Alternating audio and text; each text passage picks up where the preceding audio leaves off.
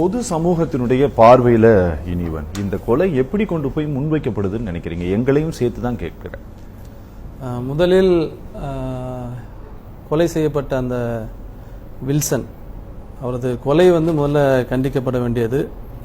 மனிதத்தை நேசிக்கக்கூடிய எல்லாருமே அதை கண்டிப்பாங்க, அதில் எந்த மாற்று கருத்தும் இல்லை. ஆனால் எந்த ஒரு கொலை நடந்தாலும் அதில் ஒரு முஸ்லிம் சம்பந்தப்பட்டிருப்பதாக ஒரு சின்ன செய்தி கிடைத்தாலும் அதை உடனடியாக சில ஊடகங்கள் அதை தீவிரவாதம், இஸ்லாமிய தீவிரவாதம் என்று அதை திசை திருப்பி அதை ஒட்டுமொத்த இஸ்லாமிய சமூகத்தையும் அந்த பிரச்சனையில் கொண்டு ஒரு இக்கட்டான சூழ்நிலைக்கு தள்ளுவது என்பது இந்திய ஊடகங்களுடைய பெரும்பாலான ஊடகங்கள், ஒரு சில விதிவிலக்கு இருக்கலாம் உங்களை போன்று, இது ஒரு வாடிக்கையாகவே இருக்குது. இன்னைக்கு பார்த்தீங்கன்னா இந்த கொலையை பொறுத்த வரைக்கும் இது போன்று ஏராளமான கொலைகள் நடந்திருக்கு. காவல்துறையில் யாரும் கொலை செய்யப்படவே இல்லையா? ஆல்வின் சுதன் கொலை செய்யப்பட்டார், எஸ்ஐ.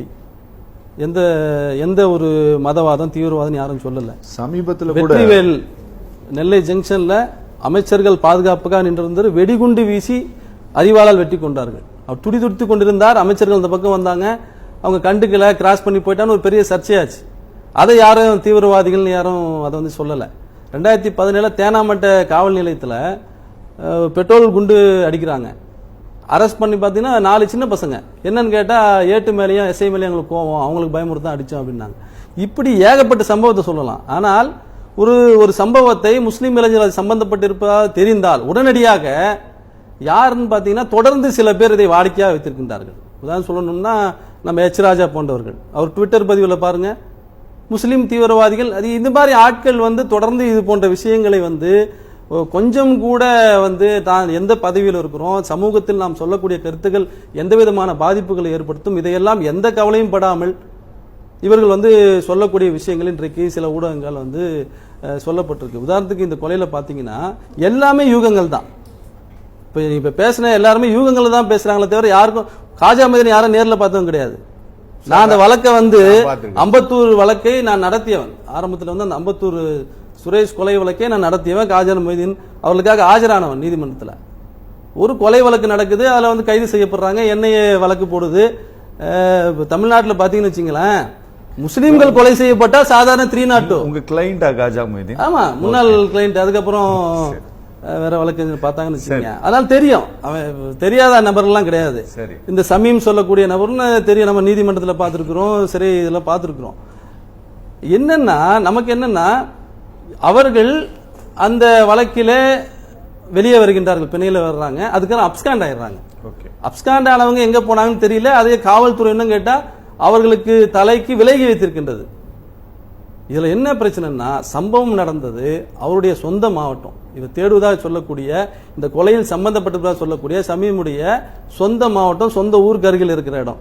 கடந்த 15 நாட்களாக காவல்துறை அங்கே முகாமிட்டு என்ஐஏ உள்ளிட்ட பல்வேறு புலனாய்வுத்துறை அமைப்புகள் அங்கே உள்ள முஸ்லீம் இளைஞர் கைது செய்து கிட்டத்தட்ட பல இளைஞர்கள் இன்றைக்கு அவங்க விசாரணை, இப்ப வரைக்கும் பல இளைஞர்கள் விசாரணைக்காக அங்கே காவல்துறையினால் கடந்த 15 நாட்களாக விசாரிக்கப்பட்டு வருகின்றார்கள். இந்த சூழல்ல தான் புதன்கிழமை கொலை. நல்லா யோசிக்கணும்.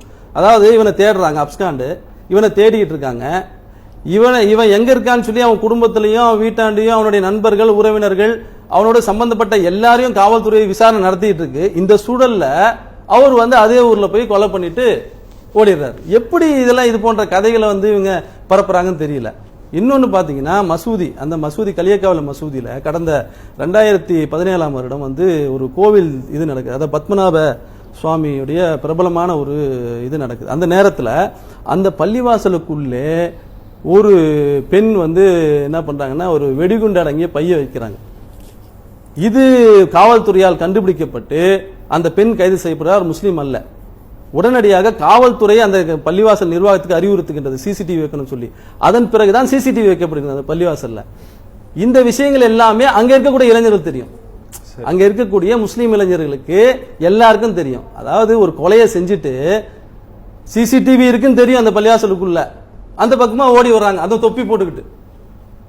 உங்களுக்கு நல்லாவே தெரியும், இன்றைக்குள்ள இஸ்லாமிய இளைஞர்கள் யாரும் தொப்பி போடுறதில்லை. முக்கியமா இன்னைக்கு தொப்பி அணியாதது என்பது ஒரு கலாச்சாரமாக முஸ்லீம் இளைஞர்கள் மாறிவிட சூழல்ல ஒரு கொலையை செய்துவிட்டு இத்தனைக்கும் அந்த பள்ளிவாசலுக்கு பக்கத்திலே ஒரு சந்து இருக்கு. அந்த சந்தின் வழியாகவும் என்ன பண்ணலாம், அந்த பள்ளிவாசல் 2 பக்கம் வழி, அந்த பக்கமா போயிடலாம். இந்த பள்ளிவாசல்ல சிசிடிவி இருக்குன்னு அவங்களுக்கு தெரியும், சம்பந்தப்பட்டவங்களுக்கு தெரியும். பக்கத்து சந்துல சிசிடிவி கிடையாது, அந்த பக்கம் போனா சிசிடிவி இல்ல.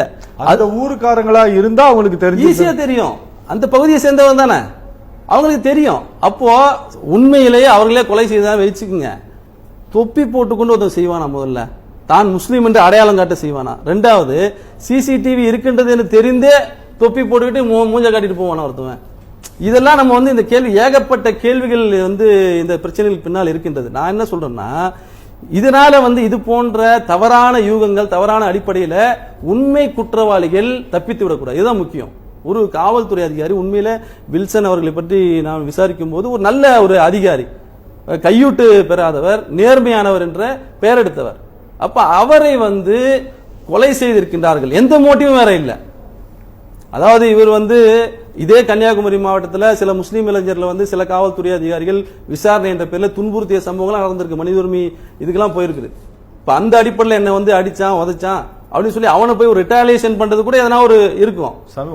என்ன காரணம், எதுக்காக இது பண்றான்? இவங்க சொல்லிட்டு இருக்கும் போது 3 கிலோமீட்டர் நடந்து போனாங்க, கேரளால பறக்கை அந்த இது வரைக்கும் நடந்து போனாங்க. 3 கிலோமீட்டர் நடந்து போனா அரை மணி நேரம் ஆகுங்க. காவல்துறை என்ன பண்ணுச்சு? சுட்ட பிறகு சாவகாசமாக அவங்க நடந்து போறாங்க 3 கிலோமீட்டர், சிசிடிவி வச்சு எடுத்து. இதெல்லாம் இது என்னன்னா, நம்ம தோழர் சொன்னாரு, சிஏஏ போராட்டங்கள் முஸ்லிம்கள் பாதிக்கப்பட்டு சில பேர் பண்ணிட்டாங்க, தவறான விஷயம். இன்றைக்கு லட்சக்கணக்கான முஸ்லிம்கள் தமிழ்நாட்டில் மட்டுமல்ல இந்தியா முழுக்க அமைதியான முறையில் போராடிட்டு இருக்காங்க. உதாரணமா தமிழ்நாட்டில் லட்சக்கணக்கான மக்கள் வீதிக்கு போராடி கொண்டிருக்கின்றார்கள். எந்த ஒரு வன்முறையும் இல்ல, எந்த ஒரு பிரச்சனையும் இல்ல, அமைதியான முறையில் போராட்டங்கள் நடந்து கொண்டிருக்கும் போது அதை திசை திருப்புவதற்காக இந்த விஷயங்களை அரசும் உளவுத்துறையும் செய்கின்றதோ என்ற சந்தேகம் எங்களுக்கு இருக்கின்றது. இதன் மூலமாக உண்மை குற்றவாளிகள் தப்பிவிடக்கூடாது. ஒரு காவல்துறை அதிகாரி கொலை செய்யப்பட்டிருக்கின்றார், எமோஷன் ஏன் ஆகணும் இந்த விஷயத்துல? கொலை என்பது எல்லாம் கொலைதான். யாரு சாதாரண மனிதர் கொலை செய்யப்பட்டாலும் அது கொலைதான், காவல்துறை அதிகாரி கொலை செய்யப்பட்டால் கொலைதான். கொலைக்கு பின்னணியில் யார் இருக்கின்றார்கள், அவர்களை கண்டித்து அவர்களை தண்டிப்பதுதான் சரியான விஷயமே தவிர அதற்கு கண்ணும் காதும் மூக்கும் வைத்து ஒரு சமூகத்தை குற்றம் சாட்டி தீவிரவாதிகள் கைது, தீவிரவாதிகளா இவர்களா, யார் இந்த 2 பேருடைய போட்டோ கொடுத்தா? யார் கொடுத்தா? அபிஷியலா வெளியிட்டு இருக்கா காவல்துறை? எதுவுமே கிடையாது. ஏதாவது ஒன்று கமிஷனர் சொன்னாரு, கோலம் போட்டவங்களுக்கும் பாகிஸ்தானுக்கும் தொடர்புக்குனார், என்ன ஆதாரத்தை கொடுத்தாங்க? ஏதாவது ஒன்று சொல்லிவிடுவதா? அப்ப இது போன்ற திசை திருப்பும் காரணத்தால உண்மை குற்றவாளிகள் தப்பித்து விடுகின்றார்கள். அதனால் நம்முடைய நோக்கம் எல்லாம் உண்மை குற்றவாளிகள் கண்டறியப்பட வேண்டும். எந்த பிரச்சனை என்றாலும், எந்த கொலை என்றாலும் அதை மதத்தோடு இணைத்து பார்ப்பென்பது ஒரு மிக கேவலமான விஷயம். இதை சில ஊடகங்கள் செய்வது வெட்கக்கேடானது. இதை தவிர்த்துக் கொள்ள வேண்டும்.